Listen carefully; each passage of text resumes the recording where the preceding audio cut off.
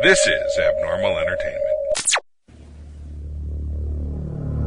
I am a real American, fight for the rights of every man.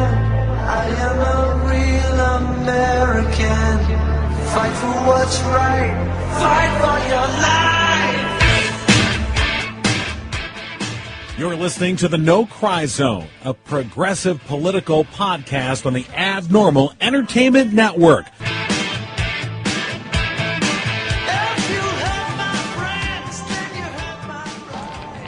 And welcome to the No Cry Zone.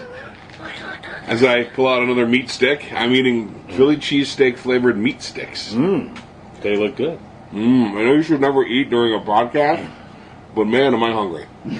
Well, you gotta do what you gotta do. I do, and I don't know when my next meal is going to come. Well, I kind of do, but I don't know if we're going to get blown up before then. Right. Or if there's going to be some weird tariff placed on food. Well, or if the Canadian Army is going to roam through and burn everything. That is true. You know. The sacking of D.C. Part 2, which is really Part 1. Right. So My uncle was in the Canadian Army. Oh, really? Yeah. He fought in World War II. Left the Canadian Army. He fought side by side with the Americans, like every other war that we've been involved in. The Canadians have been there, apologizing for us probably the whole time. Bang, bang, sorry. Bang, sorry. But he did have shrapnel in him to the day he died, which was 50 years later. You know, I want to correct what you said. The Canadians have not fought every war with us. Here's the two wars that they said we're out. Vietnam, Yeah. they said, no thanks. And the Iraq invasion. They were like, yeah, we're not going to do The this. second one. The second one. Not the Gulf War, but the Iraq War. Yeah, the wiser decisions. Right. But, okay, let's get technical because I'm a Trump supporter. Vietnam's not a war, it was police action. And we never declared war against Iraq. So it was a fight against terrorism and terroristic cells. Right. So, yeah, they weren't in the wars. You're right. We weren't in a war. Suck it. Tell that to all the people that died. You did not die in a war. True. You died in a police action. Oh. Makes it so much better. Thank you. Yeah, so, of course, referring to the revelation that our fine president talking to the Canadian Prime Minister, Justin Trudeau, about the tariffs, and Trudeau complained that the rationale for the tariffs, which is a national security, reasoning that there's a provision in there that allows that to happen, and of course it's total bullshit. And Trump's immediate response was, well, didn't you guys burn down the White House in the War of 1812? Which is wrong. No. It was the British. No, it was the British, yeah. And secondly, even if... what? There was a mosquito in Oh, here okay. for you. Blessing me. It was a bug. Yeah. Yeah. I'll be So... doing last race. I'm ready. He's going to get East Nile virus. You may want to do it today. He had 3 of those meat sticks. I'm going to have 4. He's gonna eat them all. You guys didn't help. Yeah. You could have prevented this awful thing to happen Yeah, to you, but you we could've. didn't. Look Could at have us, David. had an intervention. You want to share one? You want a meat stick? I'll split one with Is you. it? No, he'll eat the whole thing. No, it's okay. You seem It's hungry. a one-man thing. I'll split a meat stick. Yeah, okay. Oh, wow. Okay, thank you. Riveting radio we got going on here.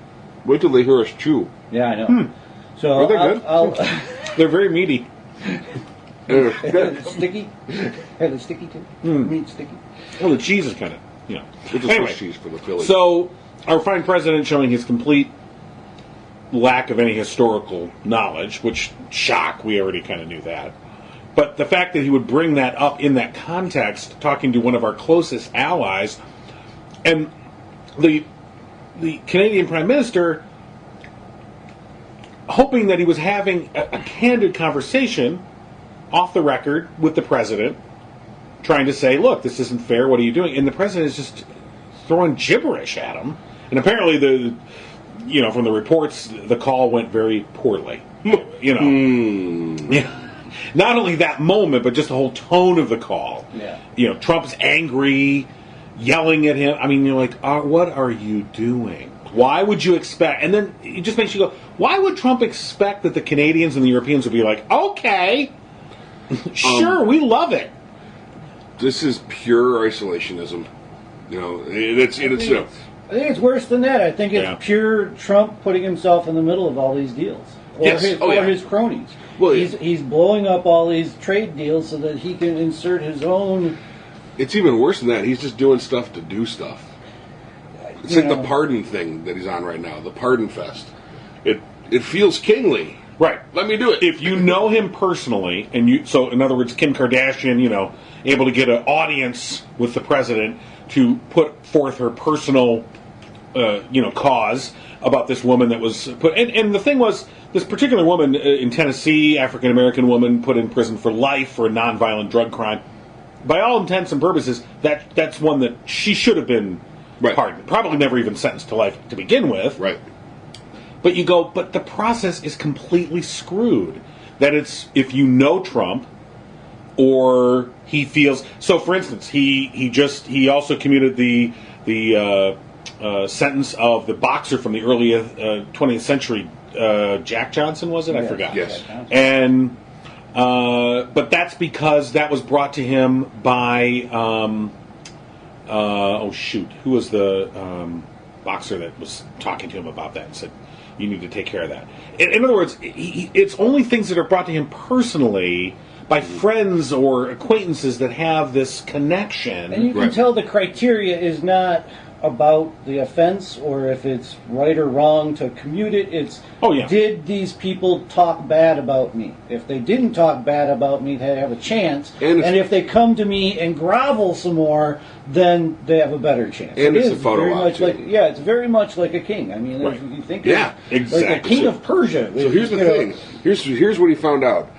Wow, this isn't like being a king. And completely frustrated, angry at everything. Here's something he can do that's really kingly. Yeah. So we're going to see tons of pardons. That's a good observation. It's going to be Pardon-topia. Oh, who's next? What's your name? Jeffrey Dahmer? All right, later.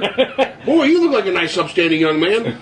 Mr. Benedict Arnold. Yes. Well, I think that you were wrongly. She must leave to pardon everybody. And they don't have to keep quoting. If you notice, each one of these stories has the quote of them groveling to the president right in there. And I'm sure that is a mandatory thing for them to stay on the side of. And we're missing a huge point of he is becoming a one-man government. I mean, everything. That's what he wants. It's what he wants. And where he can, he's doing. Where he can, he does. Now, he hasn't figured out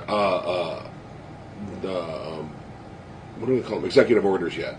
He hasn't really figured out how those work yet. When he does, it's on.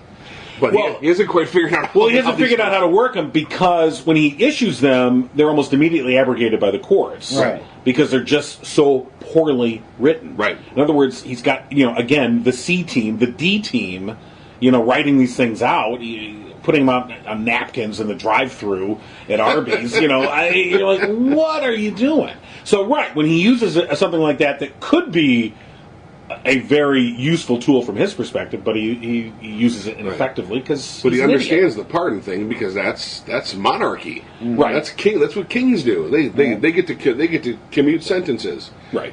And it's interesting because when the whole thing about pardon, and of course the bigger issue about the pardoning is that this week he also said that he can pardon himself. Right. Okay. Well, which, of course, he cannot. Saying it doesn't make it There's true. There's 2 Supreme Court decisions on this that say no, a president cannot pardon himself. Plus, if you go back to the Founding Fathers, if you look at the Federalist Papers, James Madison was asked this explicitly by Edmund Randolph about, what if Edmund Randolph asked him at the time of the ratification of the Constitution, looking at that pardoning power, he said, boy, that seems absolute. Or what would prevent a president from pardoning himself?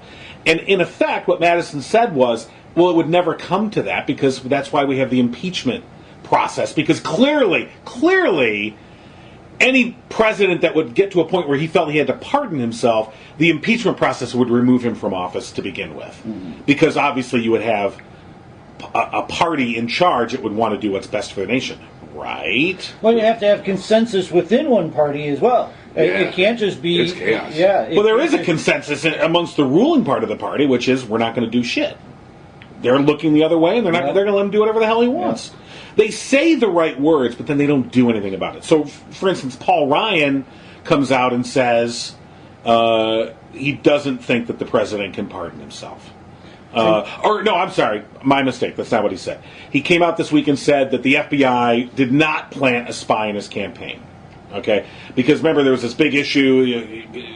Trump's throwing around this accusation that that the Justice Department and the FBI had put a spy in his campaign, and then they have this private meeting which they originally wanted to hold with just Republicans. And then they had to let some Democrats in, whatever. And that's when Trey Gowdy again came out of that meeting and said, "Nope, it all looks on the up and up to me." And then just a couple days ago, Paul Ryan concurred and said, "Yeah, basically what Gowdy said's right. Everything that happened was on the up and up." Well, and so, yes, that's nice that you said that. That's very nice. What are you going to do about it? So what can they do, though? They can start acting in the best interest of the nation, and not in the specifically interest of about that particular thing.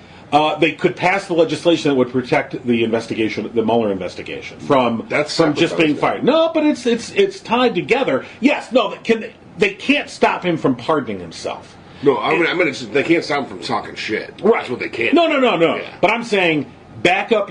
So, in other words, if you're Paul Ryan and you go, all right, look, we have a president that's out there claiming something that is completely untrue. He doesn't say it in those terms, but in effect, that's what he said. Yes, the president is not telling the truth. And it's related to this investigation. Protect the investigation. But if Trump feels as if he has covered to go ahead and fire Mueller at some point, and all you have to do is pass this legislation. It's bipartisan legislation. If Paul Ryan and Mitch McConnell would get on board and say, you know what, we're passing this legislation. And all it says is, you can't just fire him. You're going to have to go through a bit of a process. It doesn't say that Mueller cannot be dismissed under any circumstances. All it says is you cannot just issue a firing letter and that's the end of it. There'll have to be a bit of a process before he could be dismissed. Don't you think you would have fired him by now if he was going to? I don't know what Trump... A normal person, white. A normal person that understands the British were the ones that invaded in the War of 1812. Rob, this is a conspiracy. Why hasn't he fired Mueller? Get to it. He hasn't fired Mueller because he knows that's the end of his rope. I think if he fires Mueller, that's when the Republicans will turn on him, or enough will turn on him to... because they got to get voted in again. You know what I mean? So if things are coming out and real guilty pleas are happening and new stuff like Manafort this week is now being tampered, witness tampering with a Russian again. Trump each day coming out and sounding more and more unhinged to his followers. I think as the days wane on, if Democrats would do their job and get on the news and start describing these things like we do, he will be forced out, and it's not the end of the world. You know what I mean? Is the Republicans who do force him out will get voted in again. You know what I mean? It's going to take time, and Trump is playing the time wasting game right now. He places his narrative each day, hoping to get another 3 more days. And that's his whole game right now, and we're all too dumb to just watch what's happening and narrate from above instead of each small little story, So do you think that both Republicans and Democrats are waiting to see how this election cycle turns out before they... Because there was a lot of people talking about the California primaries on Tuesday, of course. The Democrats don't have time to wait. I mean, no. They need to... Well, that's not the point. The point is that it's a choice to wait. With no one. There's no sense of urgency anywhere. So that the California primaries go through, and those are a weird primary. If you're not familiar with how they work, it's the top 2 vote getters, regardless of party, go on the ballot. Right. So 2 Republicans, 2 Democrats, 1 of each, does not matter. That's who goes on the ballot. And it was largely successful for Democrats. Even in some like Northern California, really Republican strongholds, there's Democrats on the ballots. So maybe that was the impetus people were waiting for, to see just how, because everyone misjudged polling from that election. Sure. Like no one figured that out. We still haven't figured out really what happened. I think people are smarter than that anymore. Before I started this, anytime somebody walked up to me and started asking me questions, I would just not speak and walk in a different direction. I mean, I think people aren't willing to poll properly. Right. You know, maybe they're changing their answer for the pollster, or they're just not answering, and we just don't have enough data on the subject anymore, because it is so 50-50. You have to go out and get a huge sampling to get the average of a 50-50 crowd of 250 million. So look who's in office now. So you see who's in office now, and this is a new thing. Mm-hmm. They've never done it any other way except by polling. Yeah. So yeah, this is it's scaredy cat. And I think people have become more savvy in the sense that they say one thing to the pollster, and then they go knowing full well they're going to do another thing in the voting booth. So I think, and we talked about this before, I think a lot of people voted for Trump. They were not vocal about it. They did not have signs. They did not have bumper stickers, but they went in there either as a protest vote because they didn't think he would win. But I think there were a significant number of people that voted for him that they wanted him to win because he was an agent of disruption, and that's what they wanted.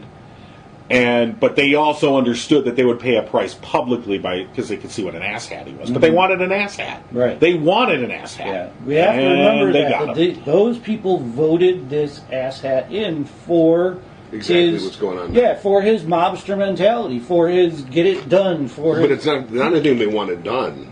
You know, a lot of them were things that they wanted undone.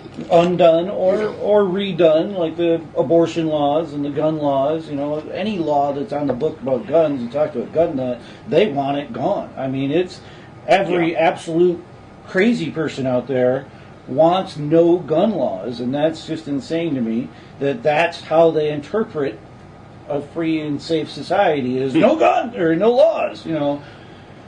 I'm leaning towards Logan's run again. Yeah. At 35, you just got to die. Well, I think they have a better plan for us. I believe we're all 35. I think they utilize our life force much longer than 35. They get the work out of us. They keep the classes separated. In Logan's run at 35, you had to leave. Because you weren't part of that society anymore. I know, but look at your supermarket. So let's go. You got 70-year-old dudes working now. Yeah, well, let's get rid of all of us. Let the kids have it. And then 35s and under. Just change the economy altogether, make it a much smaller world economy, just kill everyone and get it down to like 11 million people. Soylent Green, man. Yeah, all right. Why not? I think you and I are gone in this scenario. Oh, yeah, totally gone. Oh, yeah. But guess what I don't have to do when I'm gone? Pay bills. Work, pay bills, deal with this Trump guy. Yeah. Watch all this and watch the people turn the other way. A whole political party just absolutely... Two political parties. Yeah, turning in opposite directions away from the same thing. Yeah, it is. I think that is the thing, is they are so worried about Trump's base that they don't bring it up.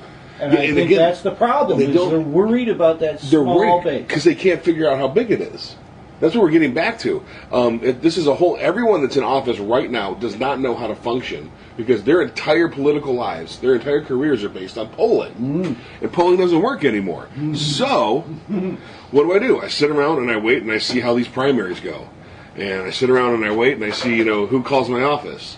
I sit around and I wait, and it's all about this waiting game. And in the meantime, Trump's playing a classic game of kick the can on everything. Because nothing substantial is happening out of the White House. It's all coming in Congress from little backdoor deals. And the commissions, the budget was big for some of the things that are being cut, and none of the things that are actually matter. Like I was at the DMV, just sitting there thinking, why are there not 100 frickin' tellers here? And I don't care if they have to sit around 250 days out of 350 days that they might be working to service the public. I mean, the amount of waste that happens in all other sectors when it comes down to where it really depends on serving the public, the roads, the hospitals, the fire, the police, all of those things are neglected and purposely underfunded. And then we become this hateful of government, and they win. I mean, as soon as we hate our own selves, our own government, our own laws, the despot wins. I mean, he can come in and swoop in and say, oh, let me fix this. And we were all saying this before Trump was involved, I think, or even elected. But he was the one, very early on, that was saying, oh, the world sucks and I'm the only one that can fix it. And we had all the warning signs, but yet there's still nobody that wants to actually take him on in a meaningful manner. He has learned to just control that media cycle with any means possible. He is feeding that Russia. I guarantee you, anything that has been false, that has been proven false about Russia on his terms, has been leaked by his people. You know what I mean? As a real story, just so they can say, aha, we got you, look, that name's wrong, we didn't do all of this. And he's able to keep that headline his every day. Every day. Every day, the whole government is working. The C-SPAN is on. They are doing stuff. They are arguing about things right now in your state house, and there's a city council meeting next Monday. I'll probably be at that. How many other citizens will be at that? 7. None, unless something. 7 is a this one's capacity crowd. I sent Rob to report. Well, this is one that's going to disrupt some people's lives. So yeah, you probably are right. It's probably about 7 to 10 of the residents around here that are going to come and be involved for 2 meetings out of the 50. Right. Out of the, I guess they only have 12 meetings each year, but that'll be it for the rest of their lives. This little storm will pass, and they will never ever go to another city council meeting in their life. And that is where you get your idea heard. I mean, I can't tell you, every time I talk to the people here locally, they're like, oh, yeah, we just didn't think of that. Let me go write that down, and they go in the back, and they change shit up, and, oh, yeah, that sounds like a good idea. Hey, you should do this. Oh, yeah, yep, we didn't think of that. And that's what it is. And this is what Trump keeps calling as, I'm a negotiator. I'm the best negotiator in the world. Well, no, he's not. You are, for yourself. You should be negotiating at these places so that you are involved in your own livelihood in your town. And then that will if you start looking, like our own state house is absolutely insane. And many around the country are, because no one is even looking at them. And Teddy Roosevelt, if you want to talk about, the quintessential American, rich yet down to earth, could be a wealthy person, could be a down home out on the range guy. He, in his own life, made his name in his state house. Mm-hmm. You know what I mean? That's where people heard about him, because people cared about what was happening in your state. It was a bigger deal. It was reported on more. It was talked about more. And once that happens and you get away from this federal level, then you're starting to make good decisions for who to send to Washington. Is this a Michigan thing? Or, I don't know about other states, but do people pay more attention in other states to their houses? I don't know. Probably out west, I would think. That seems pretty popular. Yeah, well, and for the reason of land is such a big issue. A lot of people own land and are controlling a lot of assets on those lands, and they're government owned or government subsidized in some way. When I was in Arizona, we paid attention to the state stuff more, because they were doing awful things, like above board awful things all the time. I guess, when I lived in Chicago, we were always watching the Illinois. I remember voting for Obama then in the State House. Did you know his name? Was he popular enough that you knew his name? It was a strange name. That particular name at that particular time stood out. Yeah. And if I remember correctly, he was running against a full-on, straight-up pimp. Mm-hmm. Well, we've got a couple of Governor Shree, that guy Shree. Tanadar. Yeah, and he... the name you could remember. And then there's Abdul, I think is the last... Abdul El-Sayed. Although, I only know their first name. Tanadar is an idiot, in my personal opinion. Tanadar's a moron. He's a guy who, the more you learn about him, the more you're like, okay. Yeah. He wasn't sure whether to run as a Republican or a Democrat. Okay, so the guy has no, in terms of his political compass, it's like wherever the opportunity is. He had this scientific testing company, which he made a lot of money on, But then he cashiered it out. Of course, a lot of people lost their jobs. He made a shit ton of money. There was allegations about animals that were in a testing facility that were just sort of left. Oops, sorry. And more that's come out about him. You go, okay, you're an idiot. El Sayed, now he used to be in charge of the Detroit Health Department. He's a substantial guy. And he just yesterday came out with a plan, a Michigan healthcare plan, that he would fund. I mean, he was straight up. He said, look, we're going to increase the personal income tax in Michigan. It's 4.25%. We're going to increase it between 5 and 8% based on your income. And we are then going to provide basically a single-payer health care in Michigan. That would be up to age 65 with the point where Medicaid takes over. And basically saying, look, the money that you would be paying, you will, the average family would save $5,000 a year in health care costs by doing this. And the greater share of what the cost will be put on by businesses and higher incomes, as it should be. And of course, that's been considered a political third wire. Oh my God, increased taxes! Boy, you're no way. But I think, sometimes it just takes someone to stand up and say, this is what we got to do, folks. I mean, if how many people do we know that are struggling with health care costs? Sure. Almost everybody is. And if you can make a cogent case for them that, look, this is how it needs to happen, okay? Don't listen to the idiots who will tell you any tax increase is a bad tax increase. This is a tax increase that needs to happen. And in the long run, you save money. Well, that's their narrative of government is bad, period. Right. End of story. Exactly. Don't give government anything more, make government smaller, but they are... And the Democrats don't harp on this issue of we are the government, and if you want things to run properly, you must be involved. I mean, you have to very minimally understand both sides of the story. Understand both arguments of, why the right says government is bad and why just like you said, the actual savings out of pocket would be beneficial to you on the Democratic plan, and give people those choices. Basically, I mean, the government is as bad as an oversimplification of what they're saying. They're generally saying the government manages things poorly, and there's graft and waste. Right. So, why would you have the government run anything when a private company could? Which is just, signal phrasing for, let's make this private so we can have a for-profit corporation. So that's but it comes from the idea of waste and graft, which the conservative movement is predicated on waste and graft. I mean, that's how they function, and the Democrats are the same way historically. The lobbyists are still there. They're still pulling the tax money. I mean, this is a long-standing issue, and it's come to a head recently. It has nothing to do with Trump either. Right. This is a long-standing thing, and I think that we saw probably the most egregious examples of that in our state.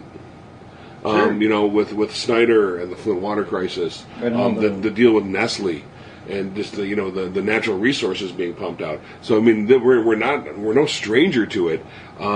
It's not sexy, but people don't make the connection. So, for instance, the Nestle water deal, okay, a horrible deal. So Nestle already pumps hundreds of thousands of gallons of water out of fresh water out of an aquifer in Michigan, one of the largest aquifers in North America. They're already pumping, and so they wanted to increase. They want not double, but they vastly want to increase their production at this aquifer, and so they put in this request to go ahead and do this, and they are going to pay all of $200. That's $200. $200. That's it per year to pump millions of gallons of water that they will make millions of dollars off of. Right. And the disconnect is that, yes, be mad at Nestle. Nestle's a horrible company anyway. Be mad at Nestle for sure. I'm not saying that. But the real culprits here are the Michigan Department of Environmental Quality that allowed this permitting process to go through, even though the vast majority of comments that they took from the public were against it. Like, not even close. Like, 85,000 responses that said no, and there were like 200 that said yes. And they're like, yep, next. Well, and that's the point of is these things really do happen at the city council meeting. That could have been stopped, and that's what happens here in your town and anybody's town is it starts at like the planning commission. You have to go to the frickin' planning commission. That's where the developer is coming in and laying the groundwork. Once it gets to a national headline, it might have been 2 years of them working. They're not stopping for you then. No. You have to get it, nip it in the bud. Oh, Nestle's coming in. If you guys pass this, you're getting voted out next year. And we have to tell them that. There's the issue. It's there's no voting involved. Well, these are. But that's the disconnect I'm talking about in that the MDEQ, in other words, the Michigan Department of Environmental Equality, the people that are running that, they're put in place by the current administration, the Republican administration, that's emboldened by a Republican legislature. But people can't make that connection. So Nestle's easy to demonize. Yeah. Big evil corporation. Okay, and it's like they're just taking advantage of this of what's been. Why wouldn't they? If you ran Nestle, why wouldn't you? I only have to pay $200 and I can make millions? Sure. Here's your check. Yeah. Why wouldn't you do it? Yeah. So people have who to. Who are they really paying is what I want to know. Yeah, I mean that's you really. Yeah, they're paying for it. Right. You have to. Yeah, I mean, where in the process are they greasing the skids to make this happen? Right.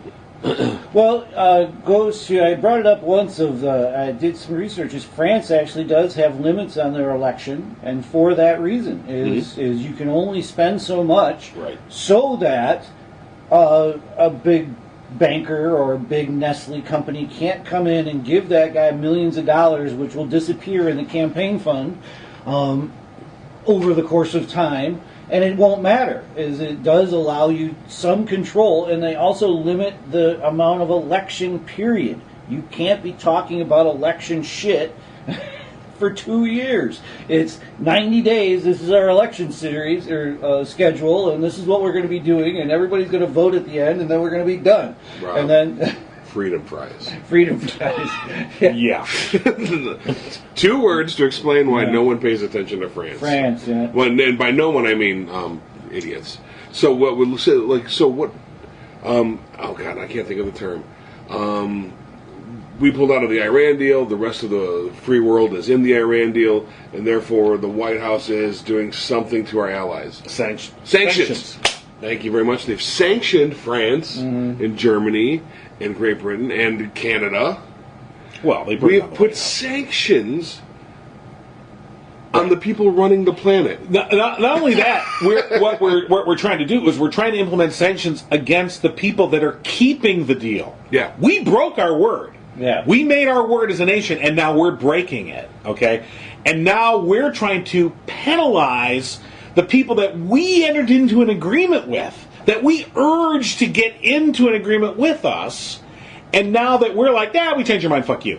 Oh, you're not going to change your mind? Well, then we're gonna punitively try and sanction you. So this is ineffective. I mean, it's not a thing that's going to happen. This is going to do nothing except create ill will. Right. More ill will. And between the sanctions and the tariffs, because the Chinese are fighting back hard. Chinese are playing no bueno with the tariffs. They're all going to. And same thing with Mexico. Mexico just to put a big tariff on pork. Right. Something else. So other things we import. Going back to China, though, is that's where they're paying for it, is in trademarks. They're giving the Trump family trademarks in exchange for all this shit. And that's... He's right. We were... You talk about sanctions. We were very tight on that cellular company ZTE over there because they were fucking spying on us, and they have all kinds of crazy shit going on because they're semi-state run and they're getting money from the state, and we don't understand that system, so we put up a kind of a firewall against them. And he's knocking that down in return. And this is what's happening, is that mob mentality of getting in the middle of the deal, right, no matter what the deal is. With the ZTE especially, the sanctions that were put on them by the Justice Department were because they had sold technology to North Korea and to Iran in violation of current sanctions against those countries. And so we basically said, okay, so we gave them a death penalty. And basically said no more access to U.S.-made chips, which they needed. They absolutely needed these chips. And you were essentially saying, we're going to close your company down. And it was a very effective sanction that was put into place. By the way, put into place it started in the Obama Justice Department, but it ended up being implemented by the Trump Justice Department. So he goes and undoes this, and you're right. And the only rational explanation is that because they're getting what they want in these personal trademarks, because the Chinese found themselves really up against a wall on that, because there was nothing they could do. I was listening to an analyst on NPR talking about how it was Chinese national. He was talking about how, the Chinese government, they always try to portray themselves to their people as, we're very self-sufficient, we don't need anybody else, we're a superpower. And here was an instance where suddenly they were like, oh shit.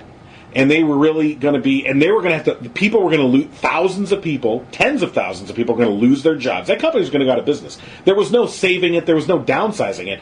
If we truly cut off access to the chips, there's no company. So thousands, tens of thousands of people are going to lose their jobs, and the Chinese government was going to be left with egg on its face. So why, when if Donald Trump, this master deal maker, you have them on the ropes, and then you let them up, for why? And there's no explanation other than, oh, gee, this occurs right around the same time that you and your family are getting these trademark things. And they don't care. And what is so frustrating are the number of people who continue to just wallow in the ignorance of that Donald Trump gives a shit about this country.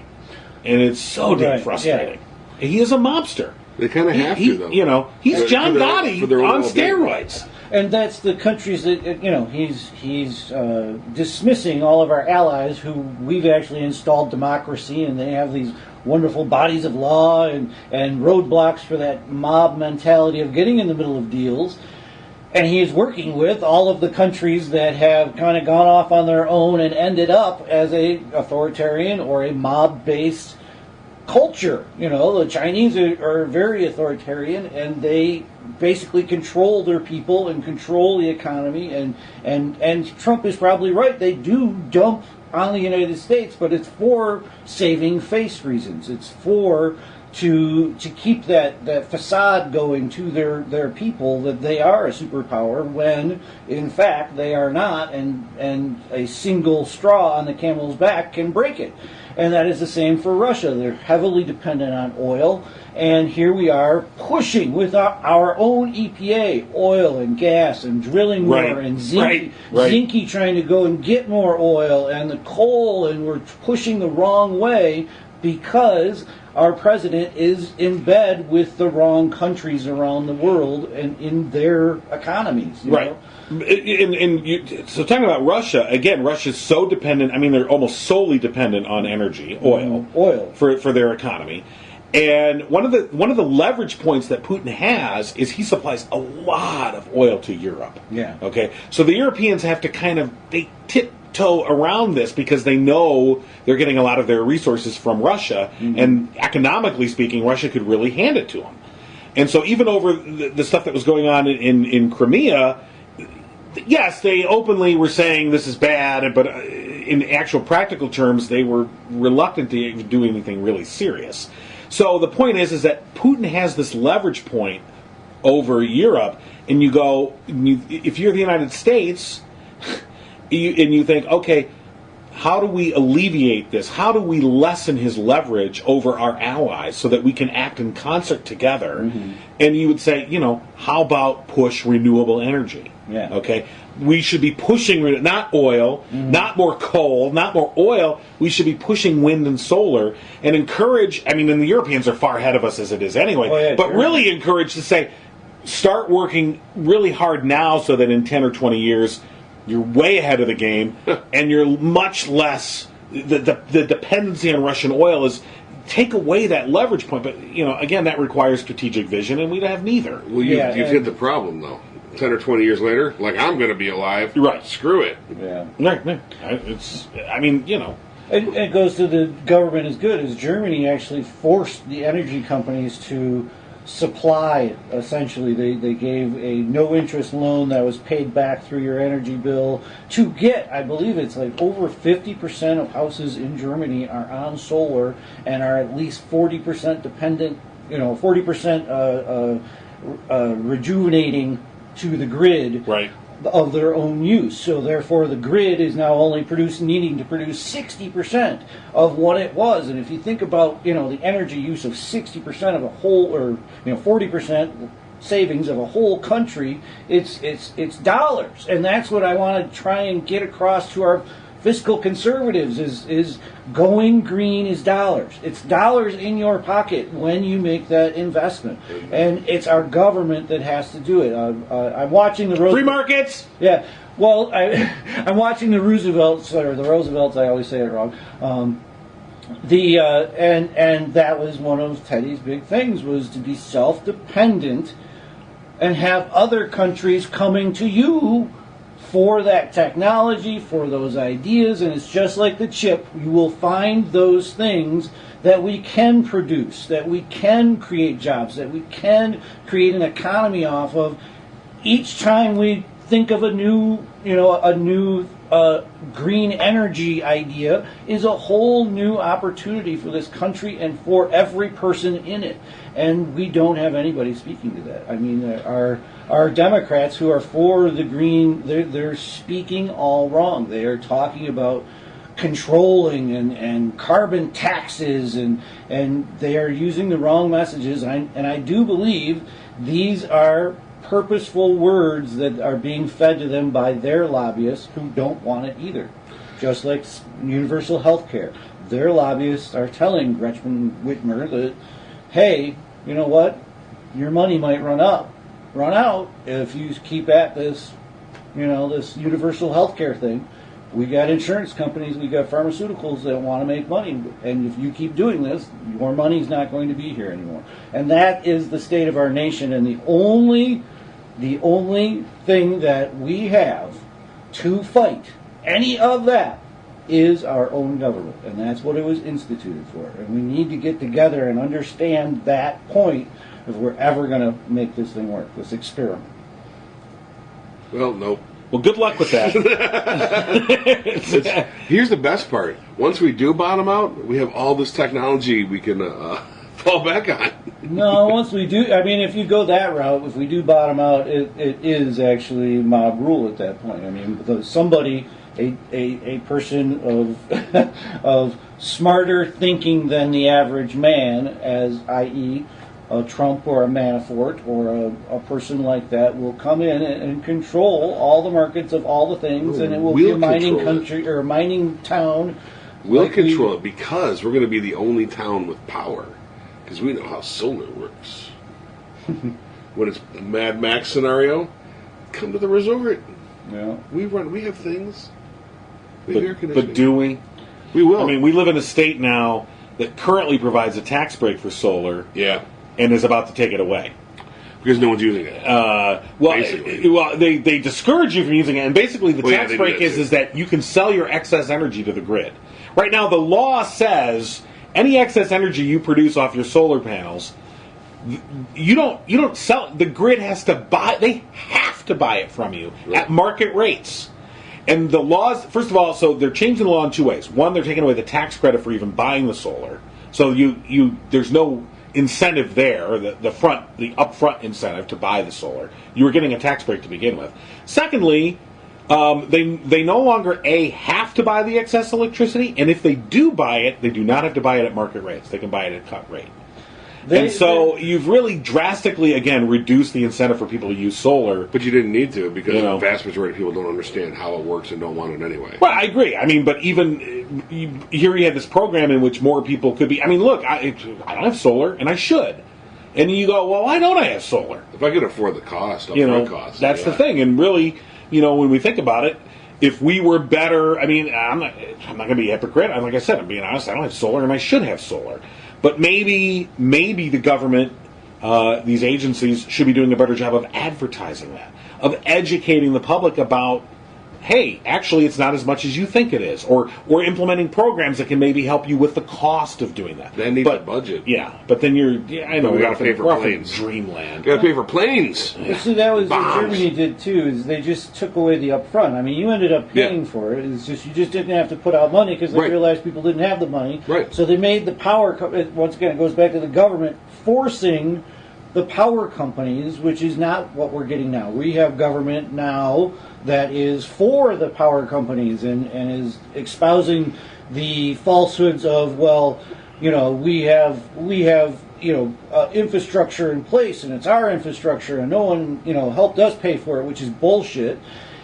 We already helped them pay for it. We already give them, taxes basically go directly to them out of your paycheck, and those things need to be told. They need to be told in a way that will energize the people to want to be involved. But that involves a whole mindset. I mean, you remember when everyone went ape shit fucking crazy when Obama said about that business that you built, you didn't build that alone.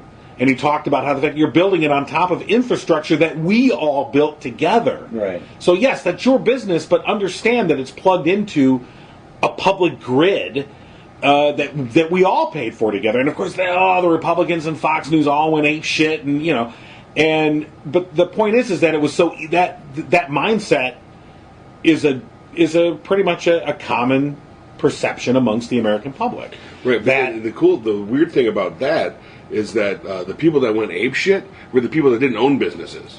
They're the people that aspired, like the hard American dream can happen. Right. All the business owners were like, yeah, but I'm going to be quiet. I know exactly how this works, and I'm shutting up. Right. You get it's the same mindset though when it comes to taxing the rich. Yeah. At a higher rate, people go, well, even though they're not rich, even though that tax wouldn't hit them, they're like someday they want to be rich. Right. So they go, well, that's not fair. And you go, well, wait a minute, but yeah, it is. The flat tax rules. Right. Exactly. So, well, we're on a short ep.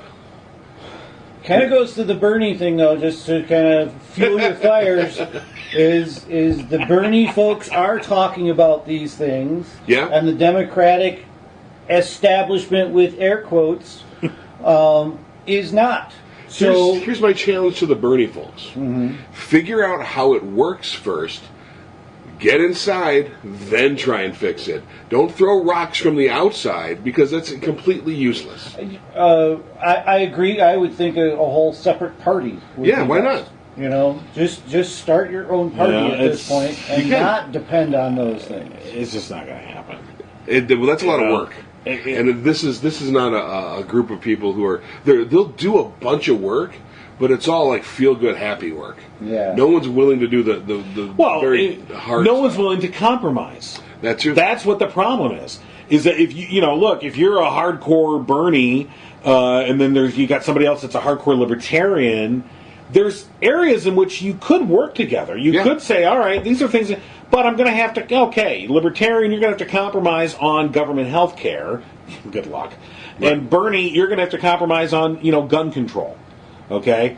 And so you're going to have to find some compromises here, but nope, I got to be ideologically pure.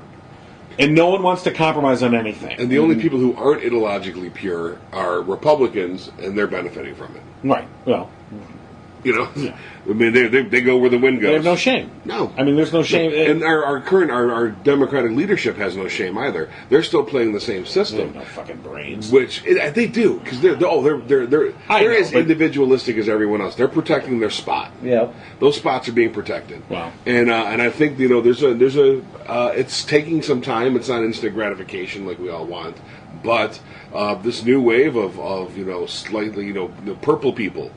Not blue, not red, but these purple people are gaining traction. Okay. All right, we're going to have to close it up. It's a short edition this week.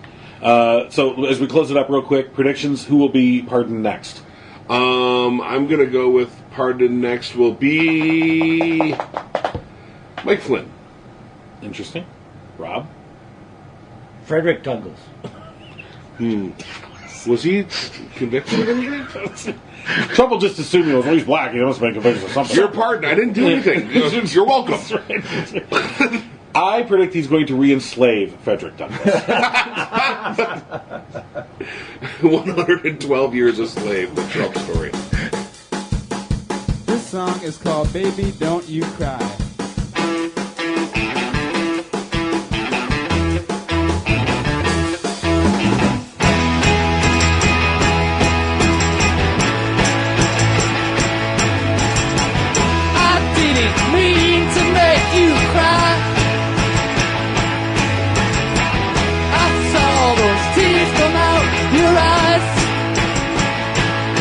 But you know, things don't always go the way you want to.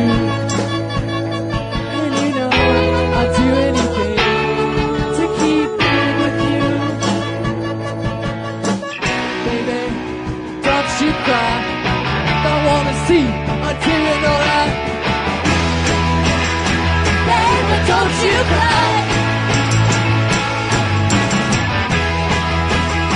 Baby, don't you cry.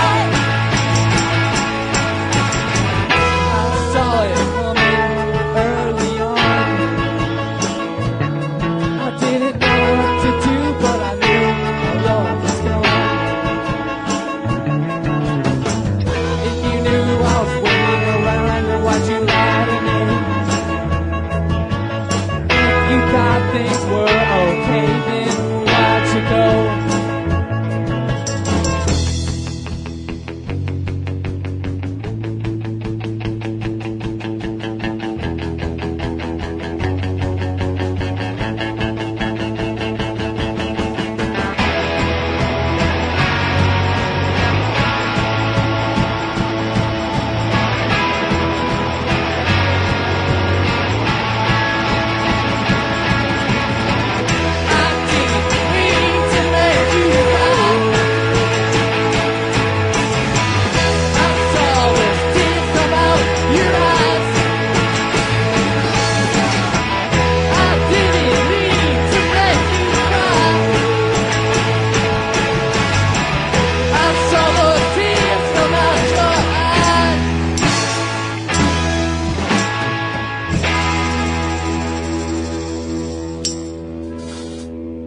Find more episodes of The No Cry Zone at thenocryzone.com.